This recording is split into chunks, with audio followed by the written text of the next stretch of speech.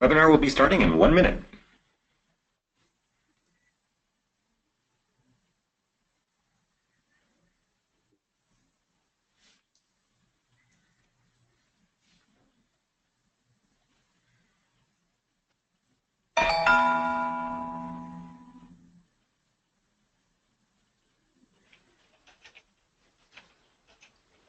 I think we're starting now. Alrighty, welcome to the BrightSign webinar, BrightSign HTML5 Best Practices. This is Jordan Dubell from Los Gatos. And the presenter today will be Dan Piros, and he will be walking you through things to think about when you're playing with BrightSign players. So without any further, just rules of the road. If you have questions, feel free to have a question. If it's pertinent to the slide that we're on, we'll answer your question right away. If not, we'll take your question at the end of the presentation, and then if it's a really deep, dark secret that takes a long answer, we'll get back to you via email after the conference. So without any further ado, BrightSign best practices. Well, we have different types of players in the product line. So we have different levels of HTML performance based on the type of engine in there. Jen, next slide. There you go. So if you want the absolute best performance on a BrightSign player, you're going to go with the 1142 4K. It has the most memory, highest performing processor. We do have hardware acceleration units inside our devices, so Jen will be talking about those in just a moment. So depending on your job, pick the player for the job, right? So if it's just showing simple menu sign, it's just going to be simple graphics, entry-level player is great. If you want to do swipes and clicks and multiple video screens at the same time, go with a higher-end player and you'll get better results. Next slide. This will be available online, so you can go in there, and we have 3 levels to our product line. And again, our highest performing unit is the 1142 4K player. That's the best. And then we go into our HD series, great for simple static or pseudo-static images, and the XD series in between. Next. And with that, we've got a lot of material to cover here, so I'm going to kick it over to Jan.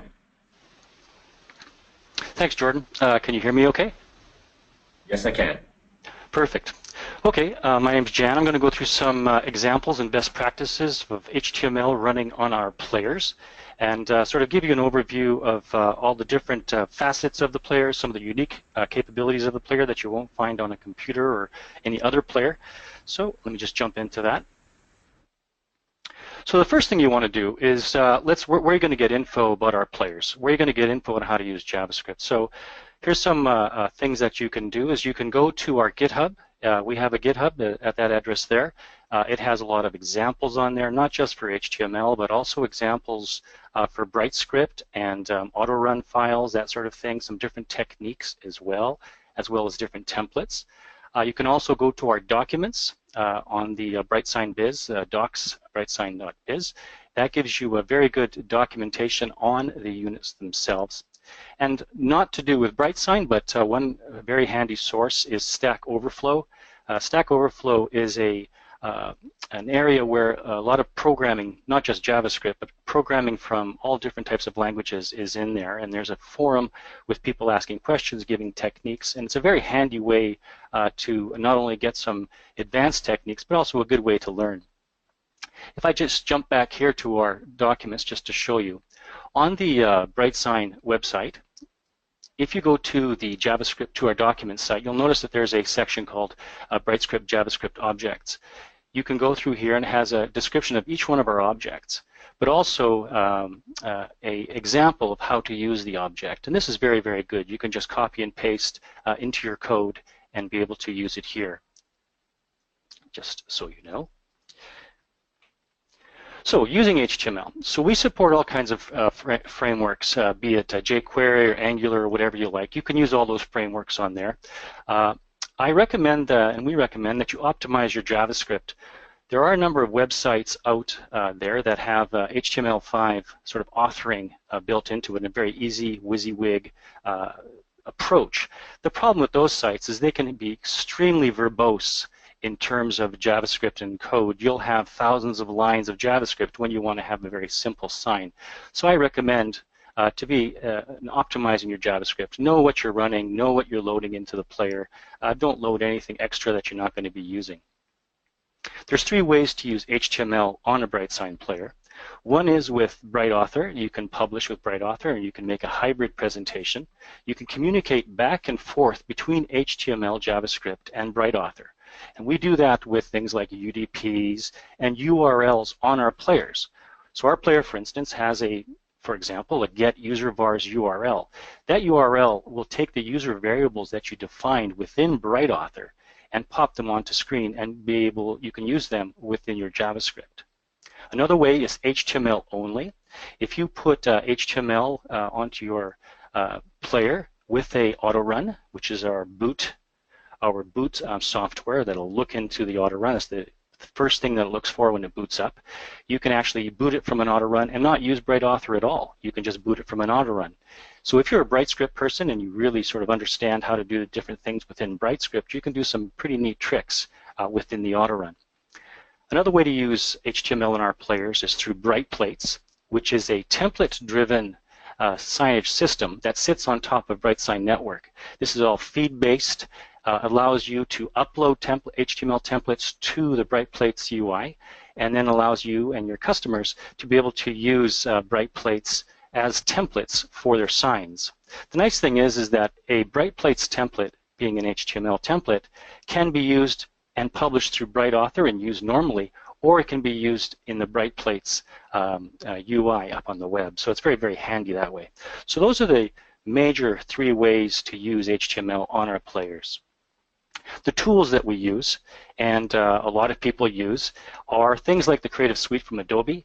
You can also use Corel Paint and Corel Draw as well. I use Corel Draw quite a bit. Photoshop is a very good raster program for paint.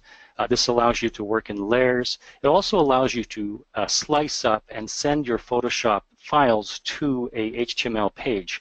So you can actually define your sign within Photoshop, use its guides and use its spacing to be able to output to a web page.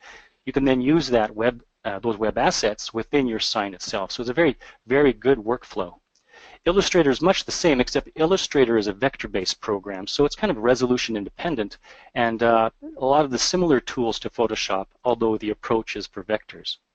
The other thing within the Creative Suite, if you end up leasing that from Adobe, is Dreamweaver.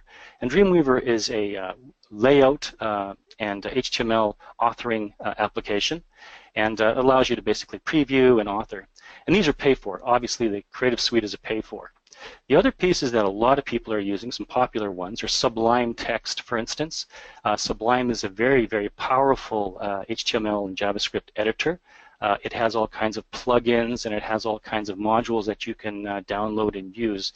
Very, very handy for the JavaScript person. As well as the WebStorm stuff from JetBrains, also extremely powerful piece of software. These are widely used throughout the industry. As well as Brackets, I believe, which is a Google piece. There are a number of different types of layout tools that you can use and coding tools that you can use, but these 3 are very, very powerful and very, very popular. When you want to send us some of your HTML or JavaScript for checking to see if you have any errors, just package them up and add them to our support site or email them to our support people, and we can help you debug those. Okay. Just make sure my fingers hit the right button. Now, I mentioned debugging. Debugging, very, very important, as any of you know, that if you're using JavaScript or HTML, you want to be able to debug to make sure your code is running right and you're getting the right variables passed around, you're not using too much memory. So there's a couple of ways of debugging while you're making your HTML. You can use the Chromium debugger on the device. Now, when you publish with BrightAuthor, for example, you can go in there and say enable JavaScript console within your HTML sites.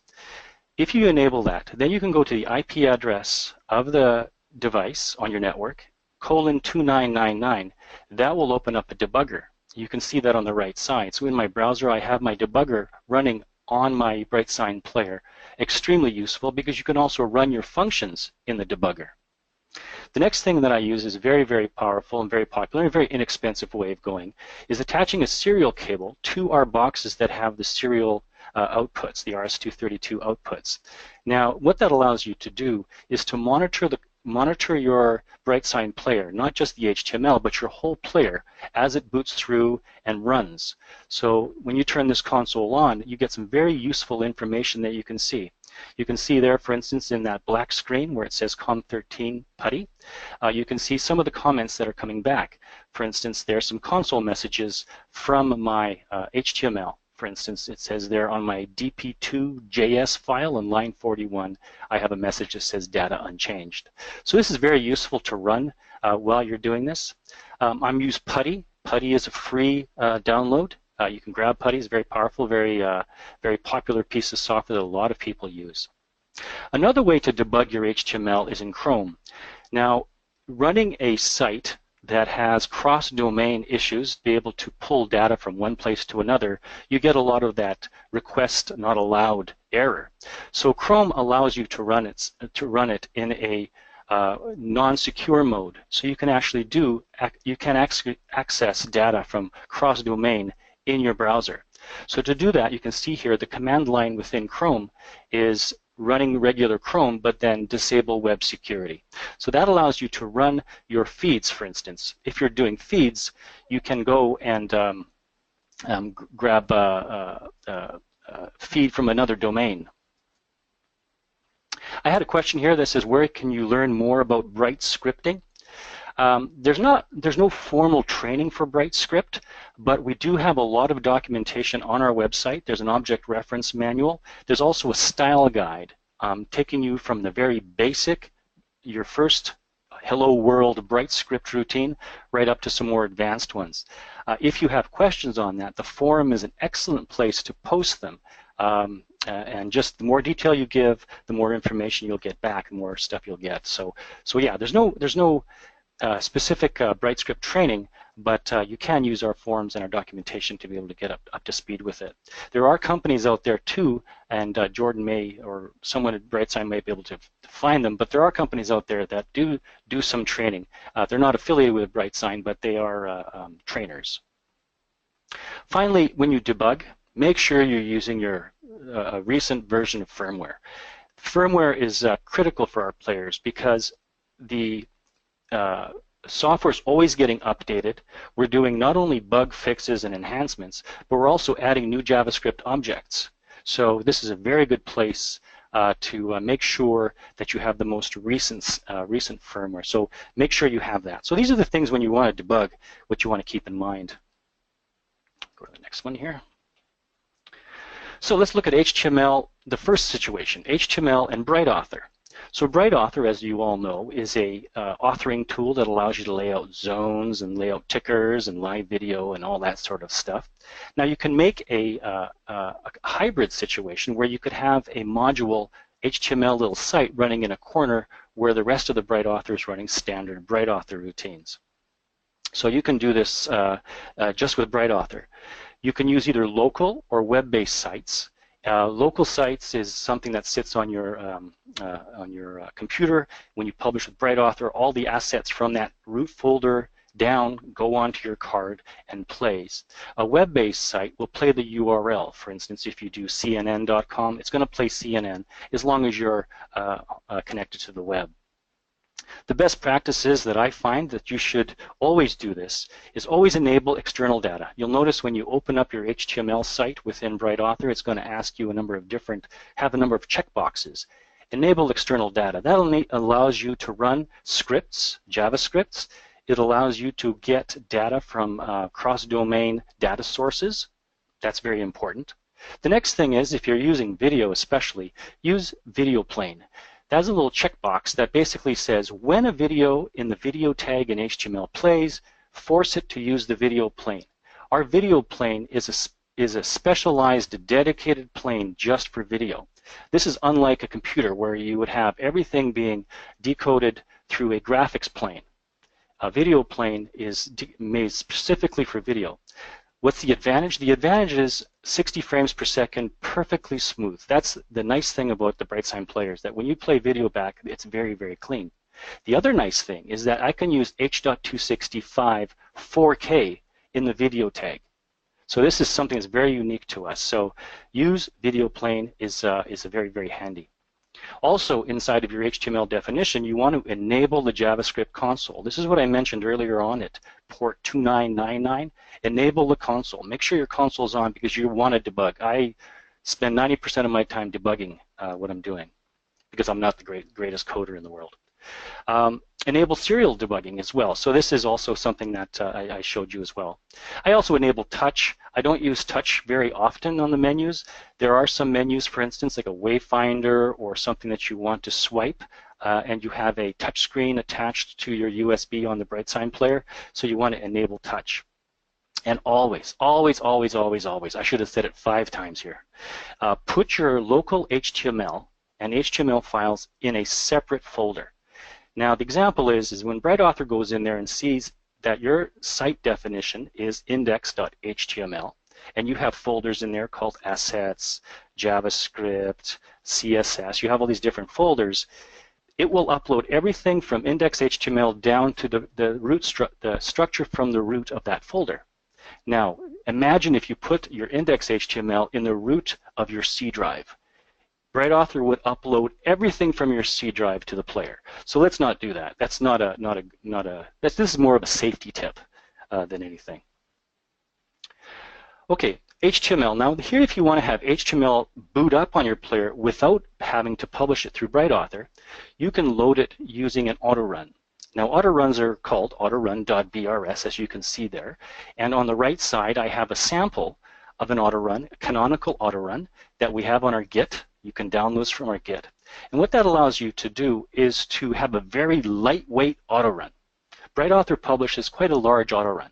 This autorun is very, very small, very, very lightweight. And you can go in there, and if I just go in here and just grab it, I can show you. Let me just drag it onto my screen. Here's it using Sublime Text with the autorun. You'll notice here that this autorun, when a player comes up, and this is all BrightScript as well, so someone who had asked earlier about BrightScript, this is BrightScript. When the player boots up, it looks for autorun right away. So here on this autorun, it has, hey, let's define the variable of URL, and that's your index URL. So if you just use this autorun and just want to change this HTML, you're golden. So all you do is change it to your HTML, publish. Now, if you go further down, it has a lot of things that I had mentioned earlier. Enable security. So that basically means is that enable external data. Set URL, you know that. Enable JavaScript, make sure the JavaScript's turned on. And this right here, enable inspector server, which allows you to enable the inspector at port 2999. Enable the mouse events. Allow the JavaScript URLs, that you can do that. Set HWZ to default. Now I'll get more into this a little bit later on. But HWZ is the hardware video plane. This always, inside of your HTML, inside your JavaScript, always use HWZ, okay? And then set the port, so on and so forth. So you can see here, as you go through this little tiny autorun, this sets up your HTML to boot directly from the card. It's very lightweight. You need to have a little bit of understanding of BrightScript, but it's basically pretty self-explanatory when you read through this autorun, when you download it from our Git, okay? Just copy this autorun to your card and all the HTML assets that you need to run your site. Very nice. A lot of people use this. Now, BrightPlates. This is something that we wanted to make life a lot easier for people to move forward with using their digital sign and having to update very easily. So in this case, it's HTML only. It uses all of our BrightScript objects and everything like that in the background. It's an easy upload, and it's populated by a feed. So we have a webinar on BrightPlates on our site as well. If you have BSN, BrightPlates comes by default with it. So just go to brightplates.biz and get started. It uses all your BSN feeds and images and that sort of thing. It's standard HTML. So if I took a BrightPlates template and published it with BrightAuthor or that auto run I mentioned, it would still publish out perfectly. The difference is that the BrightPlates HTML has extra little data tags that tell that when it's in BrightPlates that say, oh, this is a BSN data element. Let me go to BSN and allow the user to change that dynamically. So that's very good. And also it uses our custom BrightScript objects, BrightSign JavaScript objects that I'll get into in a moment. The final spot, kind of like a side spot of our players are web servers. Totally web servers. You could run our player as a server in your facility or in your house. You could have it run as a server. Excellent server. Now, to access the server, you just go to the IP address, and it'll give you the device web page by default. If you go, it'll give you the diagnostic page by default. If you go to port 8008:8008, it will open up the local web server page. In BrightAuthor, when you publish, you'll notice here on the right side I've got custom device web page under my user variables. Now that customer device web page is a web page that will boot into your local web server. So you'll notice there on the right side I have our app, which uses the custom device web page. I have our app showing a restaurant item menu. Now that can be an app that controls BrightAuthor's user variables, but can just as easily be a full-blown website. You could put a full-blown website in there and use BrightAuthor to publish it to that port. And it controls our players with devices, for instance, like UDPs or 232 control or the SQL database, the database that's online. It controls all those things with this web page. Okay, so here is something that's extremely, if you take anything away here, this is one of the more important things as you delve more into JavaScript on our players. We have JavaScript objects which abstract some pretty complicated BrightScript and firmware stuff into JavaScript. So they're pretty straightforward to use in JavaScript once you get used to them.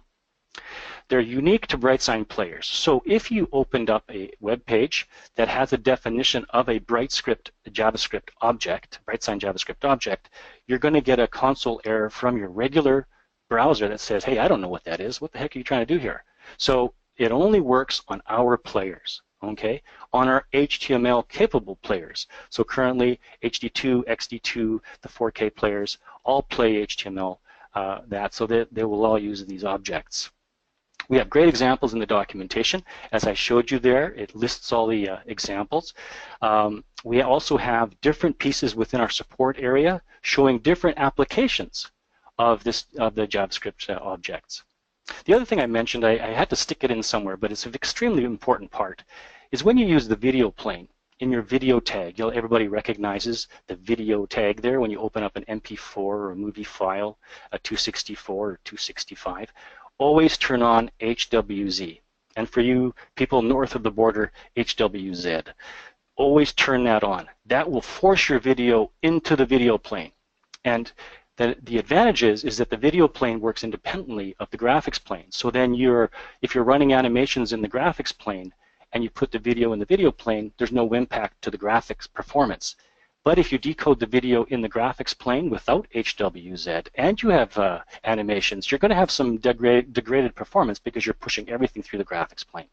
So I'd recommend that every time you use a video tag, use HWZ.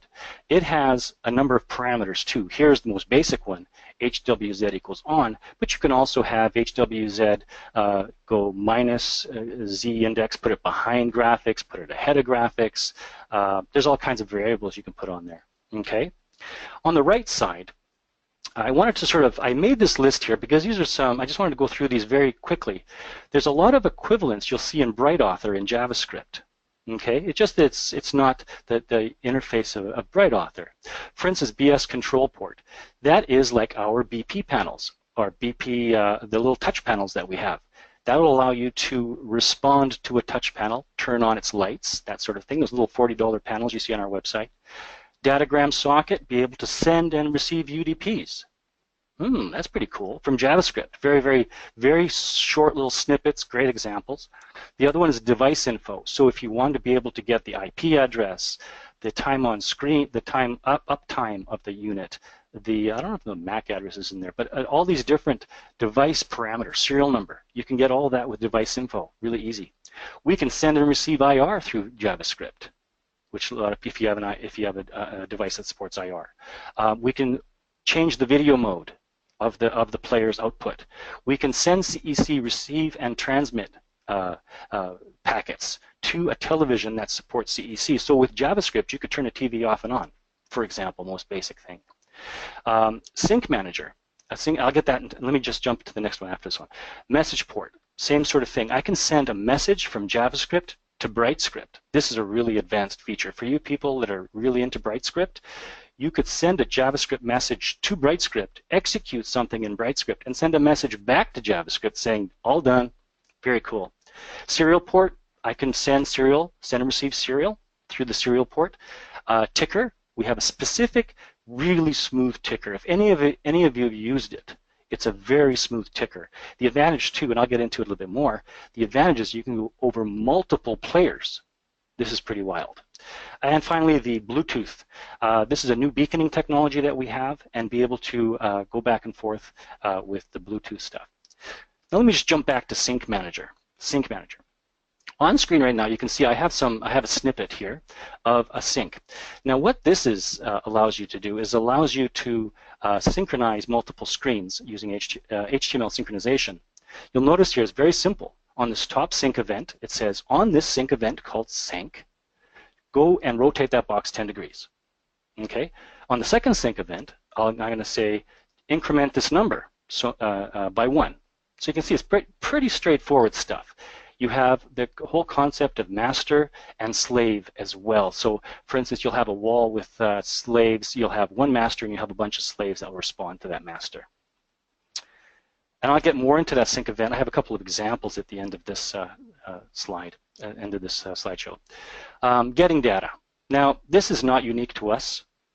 Getting data is basically get a feed data. Get from CNN, get it from Reuters, get it from NPR, get it from anywhere. You can also get it from BSN. A lot of people don't know that BSN is an RSS creator. Basically, it's a feed creator. So you can use an API like jQuery or Angular, and in BSN you can have your own news feed. You can have Bob's News, and you can have your news feed in there, and then you're calling it to our player. But wait, that's not all. You can also use that feed on a website.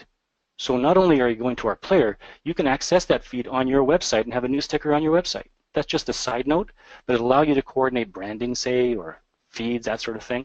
So very, very handy. So BSN's feeds like the dynamic playlist, live text, live media are basically RSS and MRSS feeds. Now keeping that in mind, you'll notice that function on the right side there, get feeds. Basically, I'm just doing an XML get. I go up there and I get title and description, which is in that feed, and then I basically populate a ticker with it. The cool thing is I also use local storage. Now we support local storage inside of HTML. If you don't have local storage enabled, if your connection goes down, you're not going to get the feed data because it's down, obviously. But what you can also do now is you can use HTML local storage. And it's very, very straightforward. You say local storage set item. And you can say take this feed and stick it into memory. And then when you want to get the feed, you say get item. And you go and get it. So very, very nice way of doing it. Ensures that you're always up with something on the screen, even if the network connection comes down and your player power cycles. Works really well. We got samples in our support area, as well as our Git. And so keep up to date with our Git. You know, you can download the Git software, and anytime the BrightSign stuff's updated, you'll get a little notification saying, hey, some cool, it's not going to say that, it's going to say a new thing, but it'll be a cool new thing on our Git that you can get. The data this is a standard JavaScript get. This is in a jQuery example, but you can use Angular, the $, HTTP requests, all that sort of stuff. Totally doable. And the key thing is you can use BSN to create all your news feeds. Very, very handy. Now here's an example of a single screen ticker. I just wanted to show single screen ticker, give you a couple of examples. This is a very popular one. I'm not going to do all of our modules. I'll just do a couple of them. So a single screen ticker. So you can see here, I'm going to get a feed from BSN Live Media. Okay, so you can see on the bottom there, there's my live media I made, and I called it Ticker News Feed. There's my Ticker News Feed. I've got a title, description, and I've got a thing called tag. You can have as many as you want in there. Now, I want it to display in a smooth, BrightSign ticker along the bottom of the screen. And I want it to overlay onto video. Okay, so to do that, I use jQuery get. I get like on the previous slide, I get the data from my live media feed. I then put it into local storage, and then I overlay it over top of video, which just happens to say HWZ equals on. Now you can use this standalone or in BrightPlates, one or the other. It doesn't matter. The difference being is that BrightPlates has data tags. So, for example, you could have a template that has feed, and you could ask the user, just copy and paste the feed here. Now, feeds can be a little different. You know, NPR's feed is a little different than Reuters feeds, but it's pretty straightforward to sort of understand what's going on there. So that's a single screen ticker lying on top of video. If any of you fooled with the BS ticker, our ticker, it is so smooth.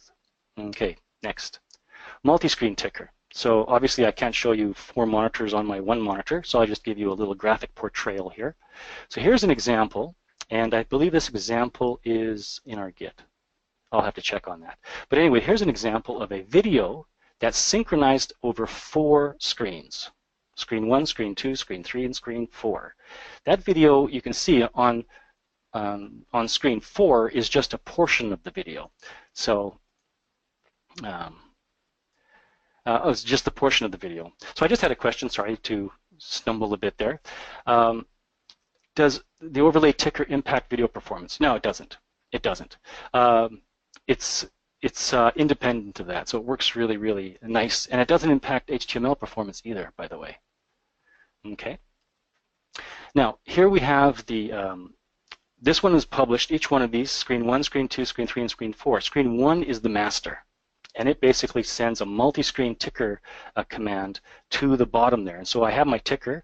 This is text in a ticker going across multiple screens. That's going across the 2 bottom screens. Okay, so I'm using BS ticker with the multi-screen attribute turned on. I'm using BS Sync Manager to synchronize the video, and I'm using Video HWZ to keep it on top. And the feed that I was using was a Reuters feed. So this sample it's actually quite small. Once you get used to it, you'll be able to knock these off, be it a 2x2, 1x4, 1x6, 2x3. It doesn't matter, because what you have one slave and a number of one master and a number of slaves. The difference is the only difference between the units is that the video position has changed. So for instance, on screen 2, you're showing a third of the video. So your video position, your X, is 1920 over. Let that sink in. It's 1920 over. Okay. Go to the next one here. Okay, so this is multi-screen synced HTML. So this is using our BS Sync Manager object. Okay, and this is pretty straightforward. It has 4 HTML pages that are running on a wall. Screen 1, Screen 2, Screen 3, and Screen 4. Now these 4 pages have a little star that's rotating.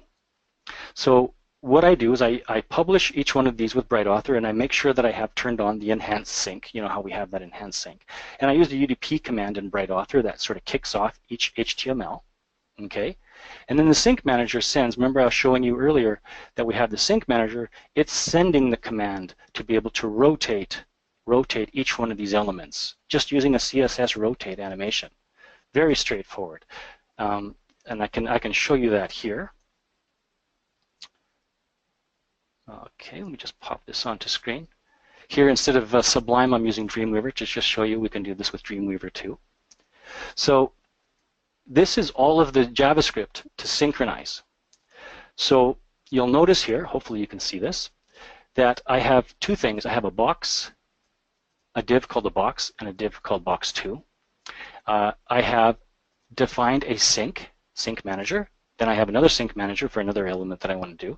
But this one basically is a sync manager, and I define it, I give it a name, and then I give it a multicast address. That's how we sync. We use multicasting.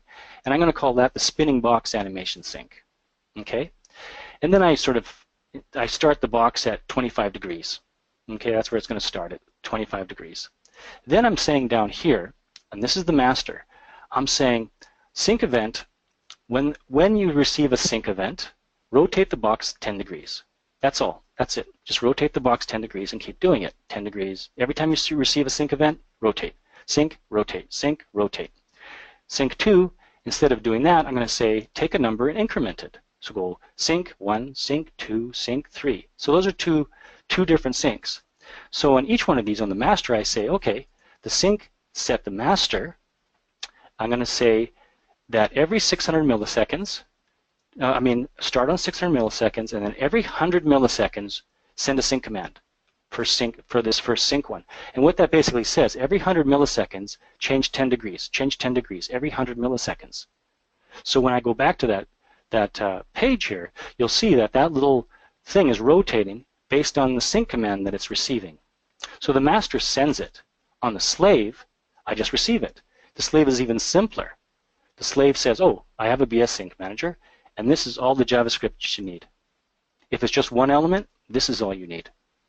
So in essence, you could have a whole bunch of different sync things happening on your video wall. You can have a clock over here. You can have a rotating thing over there. You can even have things spanning monitors, like have a box rotating over top of the boundary of two monitors. So that's how you would do it with the Sync Manager. So it works really, really well.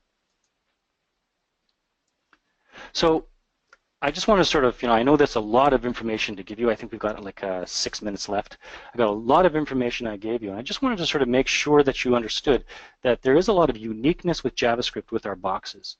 It's important that you use the right tools, that you have debugging set up so you can watch what you're doing on screen. Use some good resources like Stack Overflow to help you with your fundamental JavaScript. But if you use our objects, you can do a lot of information. You can make a lot of capabilities within our players really, really shine. You can have 232 command, like a serial command, sent out to a device. You can hook up our players to communicate with Raspberry Pis or Arduino boards, or with DMX lighting. You can have all of these things happening with our players, and all the things that you have within BrightAuthor are available to you within JavaScript. So if you want to keep everything in the HTML world, you can. One final thing is that within BrightAuthor, you can lay out a number of different zones. So the nice thing about that is that you can have an HTML site for each zone. So I can have a clock HTML in one zone. The advantage is that you can have a very small snippet of HTML to address one zone, as opposed to having this huge monolithic web page. You could have little tiny pages to populate a ticker on the bottom, that's a zone, to populate a clock on the top, that's a zone, or a countdown, or a video. Those could all be independent zones and little snippets of HTML that you can hand off to different people to write. Okay? So that's in essence my pony and dog, or dog and pony, depending where you're from. Jordan, did you have any other comments or questions that you wanted to sort of pose? Or if you have questions, please submit them to the questions area within your GoToMeeting. Can scripts in different zones intercommunicate? Okay, so can scripts within different zones? Okay, so I assume you're talking about JavaScripts here. You can set within a JavaScript, you can set a user variable within BrightAuthor's user variable database. You can set that variable and then have another zone check that variable. So you can set and check variables back and forth.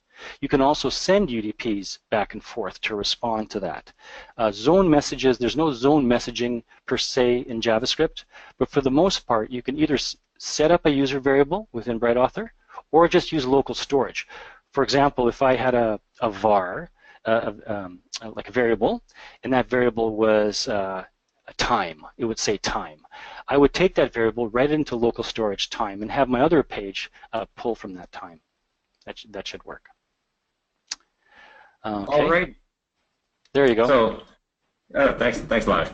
Tough to send messages and talk at the same time. So, thanks, Jen. Awesome presentation. Seeing a lot of really great feedback. This is a recorded webinar, so It will be accessible from the BrightSign training webinar area on our website. So you can go back and relive the experience at your will. Other questions came up saying, well, yeah, this is really neat, but I need more information or maybe a little bit of training.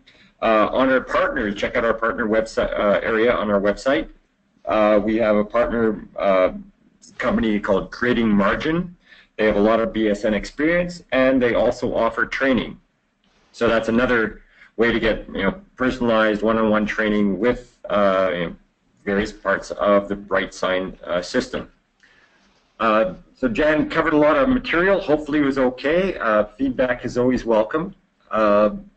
Short of that, if there's any other final questions, I'll pause here for a moment. And also, I just want to make sure that people understand that we do have this GitHub that they can go to, and we'll be putting all these samples of these multi-screen tickler HTML. We'll be putting these samples in the GitHub, so you can use those freely, as well as BrightPlates. You can download all of the BrightPlates templates and use those as well. So we give a lot of raw stuff. So. Okay, great, awesome. Stay tuned. We'll be announcing future webinars as things come up. Also, we do requests, so feel free to communicate with us. If you'd like to hear something about some concept, no problem. One of the questions that came up was, where do I get BrightPlates? Well, it's part of BSN. So if you get BSN, you get BrightPlates for free. Okay, Ken, you want to cover anything else? No, I think that's a huge amount of information in a short amount of time. Fire hose. But yeah, so we do have all this stuff. Get the BrightScript JavaScript objects on our docs. Take a look at those. Look at the samples. Go to Git. Go to our forum. Download samples there. And if you have any questions on how to do this stuff, post them into the forum with a sample of your code and what you're trying to accomplish. The more detail, the better, and we'll try to spit that back to you. Sweet. Well, thanks a lot, Jan. Thanks, everybody, for paying attention and hopefully paying attention and attending the webinar. So thanks a lot. This is Jordan from Los Gatos signing off. Thanks again. Thank you. Bye-bye. Bye.